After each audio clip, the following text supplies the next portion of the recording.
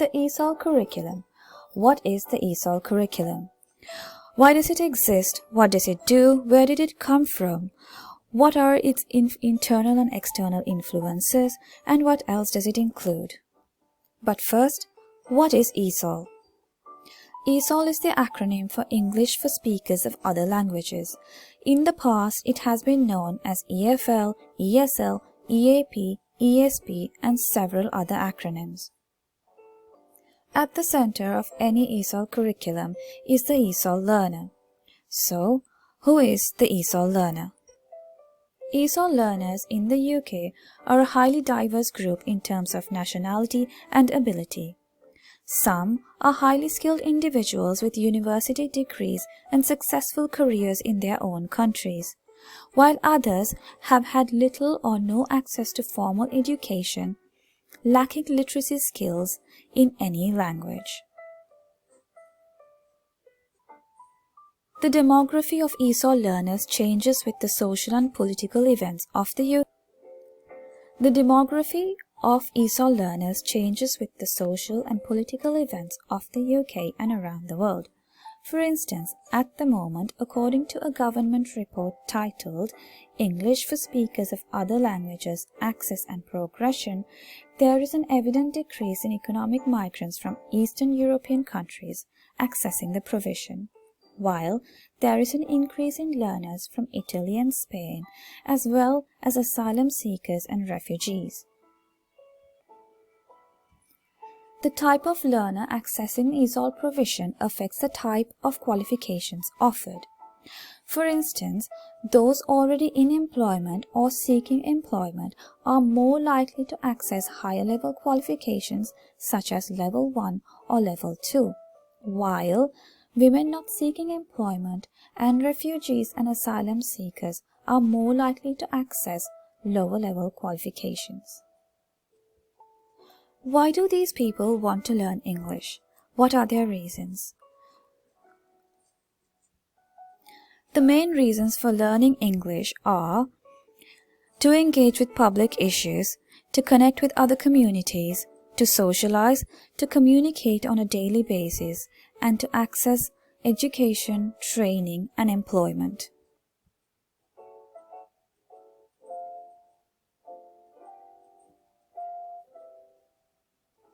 Where does the Esol curriculum come from? What are its origins?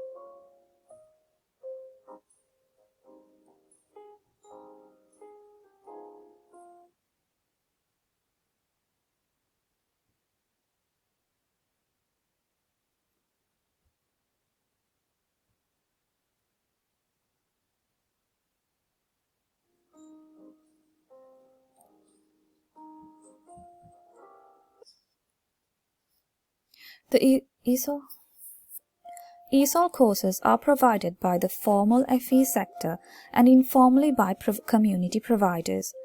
Those provided by FE colleges are aimed to provide an accredited qualification. These courses are based on the 4 language skills: reading, writing, listening, and speaking. Listening and speaking are assessed together, while reading and writing are provided as separate qualifications. Learners can opt for a combined qualification or take the assessments separately. At Preston's College, for instance, the qualifications are offered as separate, standalone assessments. The awarding body is selected according to the type of assessment they provide. If the college has the resources, such as the space and technology, to offer the assessment, when the assessments are available, and if they suit the types of learners who are to take them.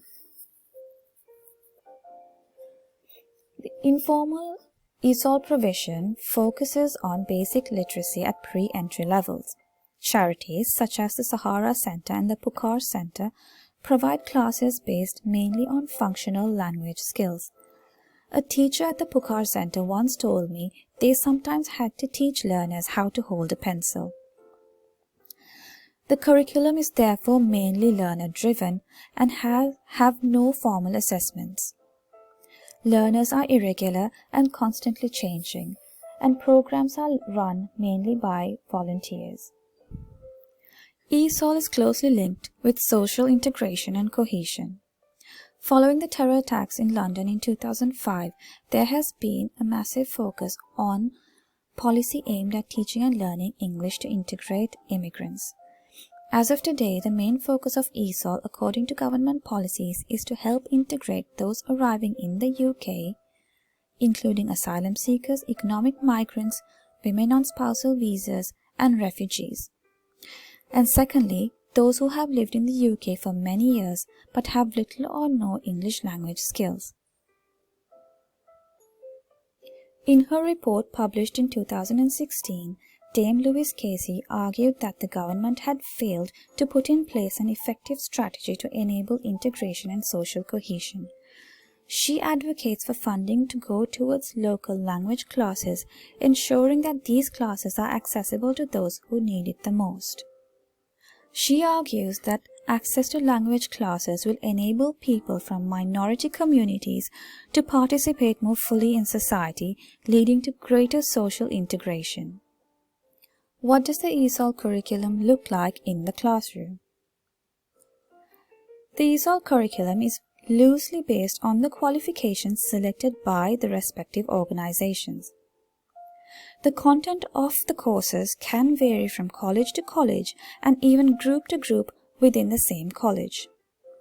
At Preston's College, City and Guilds assessments have been selected for listening and speaking assessments, while Edexcel qualifications are offered for reading and writing.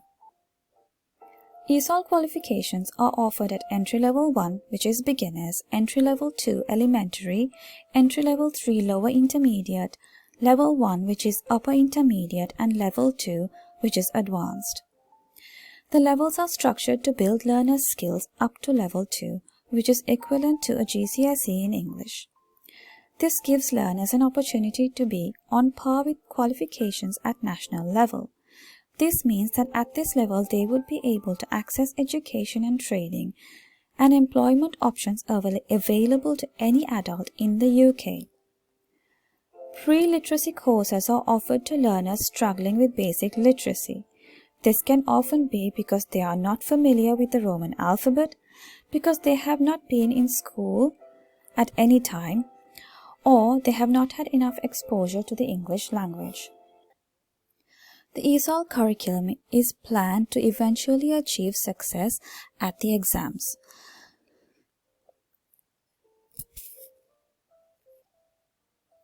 The Esol curriculum is planned to eventually achieve success at the exams, to include a variety of activities differentiated and scaffolded to meet learner needs, to include English, Maths, ICT and British values, to be a social and enjoyable process, and to suit the interests of learners and meet learner needs and expectations.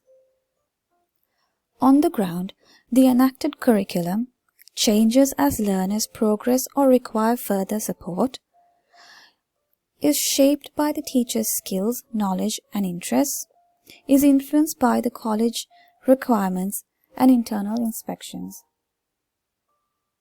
For the learner, ESOL should mean engaging in a variety of tasks, practicing all 4 language skills, treating the classroom as a social space, being exposed to aspects of maths and ICT, and for teenage learners, pastoral care and enrichment in the form of sports and art form an important part of their learning experience. Some of the major internal influences are college funding allocations, type of assessment selected, the teaching staff, college mission values and objectives, learner needs, duration of the course offered, number of contact hours, and the ELT. Let's take a look at the funding allocation process. For ESOL, the head of communication and skills development presents proposed courses to the ELT with projected enrollment numbers. Departments are then allocated a budget each year and they are expected to stay within it. If there is a high demand for a certain course, more funding could be requested. If student recruitment does not meet expectations, certain allocations will have to be returned. Some of the major external influences on the Esol curriculum are funding, national policy and objectives, demand, availability of teaching staff, technological change, awarding bodies, community needs, and the Ofsted inspection framework. Let's take a closer look at funding. ESOL courses are funded by the Education and Skills Funding Agency and the Adult Education Budget. SEND funding is also available where necessary. The ESFA covers classroom-based learning costs for adult learners who are unemployed and are entitled to certain benefits. If learners don't meet these criteria, the ESFA will cover some costs, while the remainder may be covered by the college or by the learners themselves. From 2009 to 2015, recorded ESOL funding has shown a steady fall. These limitations in budget have also been reflected in access to ESOL provision. In 2014, NATECLA found that lack of funding limited the availability of ESOL courses, with learners having to stay on longer waiting lists. Funding is therefore a major catalyst impacting all the other factors. What else does the ESOL curriculum include? The ESOL staff feel that they have a duty of care towards their learners because they deal closely with vulnerable groups, such as asylum seekers and refugees. This is particularly relevant when teaching 16 to 18-year-olds, as these groups include unaccompanied youth with refugee status and other young people who have been through difficult situations fleeing conflict and drifting from country to country. Taking advantage of the safe environment the college provides, ESOL teachers, along with the student managers, provide learners with independent living skills, guidance to access public services, and other useful information and support. Another important part of the ESOL curriculum is incorporating British values and the EDI framework into ESOL classroom content.